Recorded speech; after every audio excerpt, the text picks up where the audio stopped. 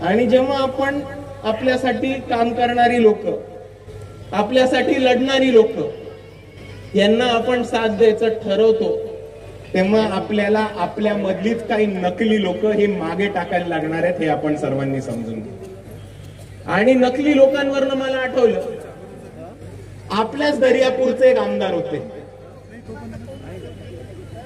आमदार असताना दर्यापूरमध्ये एक बाबासाहेबांची कमान पाडण्यात आली। ज्या लोकांनी त्याच्याबद्दल आंदोलन केलं त्या लोकांना पोलिसांनी अरेस्ट केलं, पोलिसांनी दबाव टाकला। आमदार तेव्हा बौद्ध समाजाचा होता। आमदार कुठल्या बिळात लपून बसलेला हे अजून कोणाला माहित नाही। बाळासाहेब आंबेडकरांना अमरावतीमध्ये यायला लागलं, कलेक्टरला एसपी ला टाईट करायला लागलं, त्या लोकांना न्याय मिळवून द्यायला लागला आणि जी कमान पडली होती त्या लोकांना एक परत कमान बांधून देऊ त्याचं आश्वासन बाळासाहेब आंबेडकरांना द्यायला लागलं होतं। विषय पांढरीचा सांगत असताना जर एक बौद्ध आमदार इकडे होता तर त्याचा काय फायदा? काहीच नाही। तुम्हाला माहितीये काहीच नाही फायदा, पण तरी त्याच आमदारांना आपण पुढे जाऊन आपल्या डोक्यावर बसून खासदार सुद्धा बनवलं।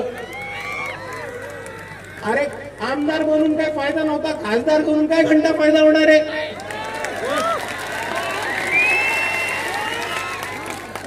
एवढे महत्वाचे मुद्दे, बौद्ध समाजावरती, दलित समाजावरती अन्याय अत्याचार होतोय, आपल्या खासदारांनी एकदा तरी त्यांचं तोंड उघडलं का सभागृहामध्ये?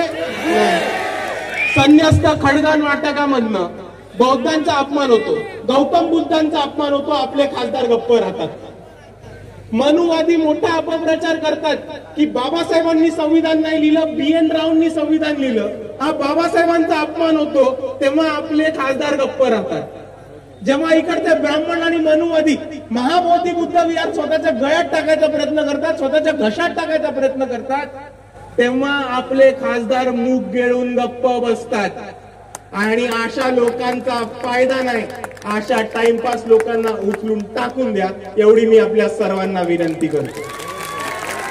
आणि हेच बोलत असताना मी आधी एक वादग्रस्त वक्तव्य केलं होतं आणि मी ते परत आज तुमच्या समोर तुमच्या अमरावतीमध्ये रिपीट करतो की माणूस कोणत्याही जातीत जन्मला त्यांनी फरक पडत नाही। माणूस बौद्ध जातीत जन्मला, महार जातीत जन्मला, त्यांनी फरक पडत नाही।